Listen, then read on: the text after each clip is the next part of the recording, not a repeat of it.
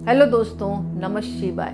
दोस्तों, गणेश चतुर्थी का व्रत आने वाला है 24 में 7 सितंबर शनिवार से शुरू हो रहा है, जो कि अनंत चतुर्दशी तक रहेगा।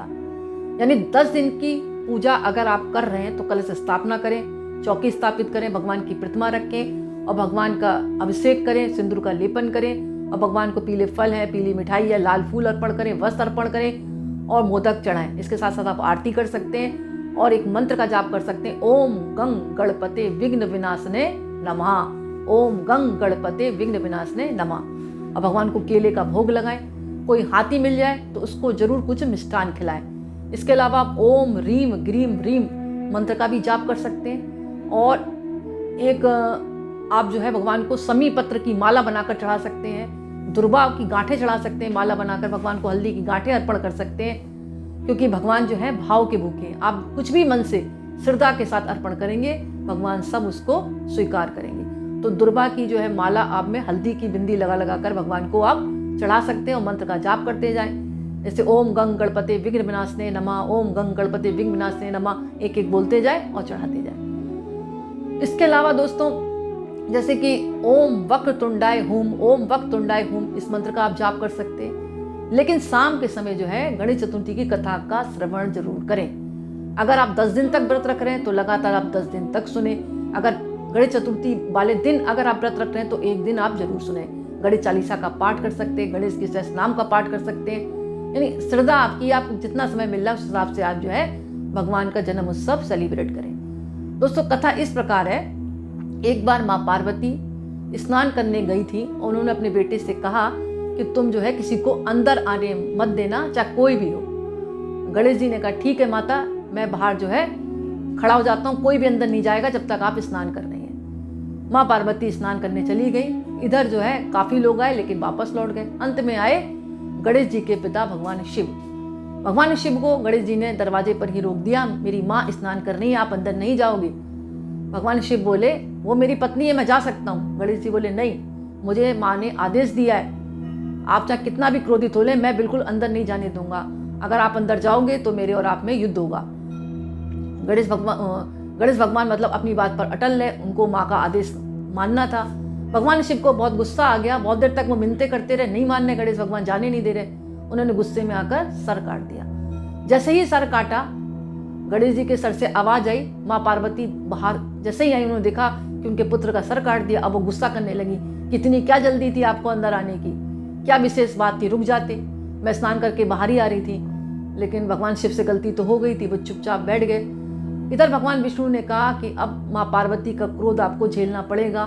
अगर ये क्रोधित हो गई पूरी धरती हिला देंगी। ऐसे में तुम एक काम करो कि इनको जीवित कर दो। अब भगवान शिव ने कहा जीवित तो तभी हो सकता है, आप जंगल में कोई ऐसा लेकर आओ जिसकी जो हाथी हो, कोई ऐसा जो कि बच्चा की पीठ की तरफ, यानी पीठ की तरफ वो बच्चा लेटा हो और जो हथनी का मुंह है वो अलग हो, मतलब दूसरी साइड पर हो, यानी विपरीत दिशा में। जहाँ बेटा लेटा है तो पीठ उस तरफ होनी चाहिए उस हथनी की। तो देखने चले गए भगवान के गण। तो एक हथनी ऐसी थी जो पीठ करके सो रही थी, बच्चा पीछे सो रहा था पीठ के पीछे। तो वो ले आए और सिर जो है गणेश जी के लगा दिया।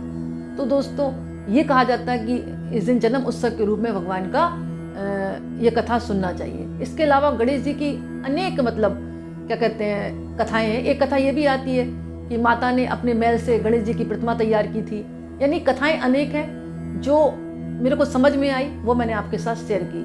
तो ये 2 कथाएं सामने देखने में मिली मुझे कि एक बार तो माता जी स्नान करने चली गई तो माता जी ने गणेश जी को अपने रक्षा के लिए बाहर खड़ा कर दिया था। एक ये भी आती कि उन्होंने अपने मैल से तैयार किया था गणेश भगवान को। तो कथाएं अनेक हैं। एक बात और आती है कि जिस दिन ये गणेश चतुर्थी का व्रत पड़ता है उस दिन चंद्रमा बिल्कुल नहीं देखना चाहिए। यानी चंद्रमा को अर्घ नहीं देना, ना देखना है, क्योंकि कलंक लगता है। इसके पीछे भी कहानी है कि चंद्रमा ने गणेश जी का उपहास उड़ाया था, क्योंकि गणेश जी प्रथम पूजनीय मान लिए गए थे। तो वो हंस दिए कि हाथी की सूंड है और ये प्रथम पूजनीय माने जाएंगे। तो गणेश जी ने इतना उनको श्राप दे दिया कि आज के दिन, मेरे जन्म के दिन कोई तुम्हें देखेगा तो कलंक लगेगा उस व्यक्ति को भी। तो और चंद्रमा भी निराश हुआ, चंद्रमा ने माफी मांगी। तो गणेश जी ने उनको कह दिया ठीक है मैं तुम्हें क्षमा करता हूँ, लेकिन मेरा जो श्राप हो तुमको लगेगा ही।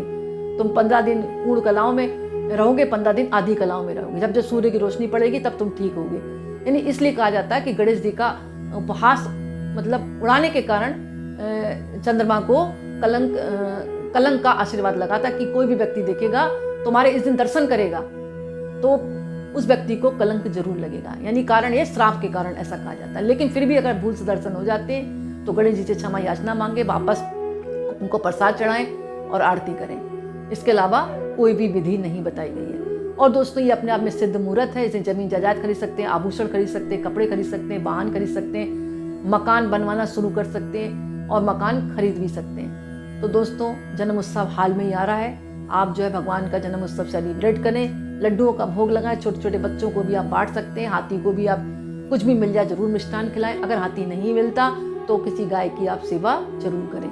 भगवान को हरे वस्त्र बहुत ज़्यादा प्रिय है, हरे वस्त्र भी भगवान को अर्पण कर सकते हैं। हरी मूंग की दाल के लड्डू आप बनाकर भगवान को अर्पण कर सकते हैं। यानी उपाय अनेक हैं, आपको जो अच्छा लगे वो भगवान की सेवा में आप कर सकते हैं और इसका लाभ उठा सकते हैं। इसके अलावा आप जो है समी के पत्तों की माला भी भगवान को अर्पण कर सकते हैं। समी के फूल हैं, पत्ते भगवान को बहुत ज़्यादा प्रिय हैं। और अगर कुछ नहीं आता तो ओम गणेशाय नमः, ओम गंग गणपते नमः, ओम गणेशाय नमः, ओम गंग गणपते नमः पूरे दिन जाप करें। विष्णु जी का भी आप इस दिन पाठ कर सकते हो, क्योंकि भादों का महीना है। भादों के महीने में कृष्ण भगवान के, विष्णु भगवान की भी पूजा की जाती है। तो दोस्तों, आज का वीडियो मैं यही समाप्त करती हूँ। कमेंट्स में नमः शिवाय जरूर लिखें। बहुत बहुत धन्यवाद।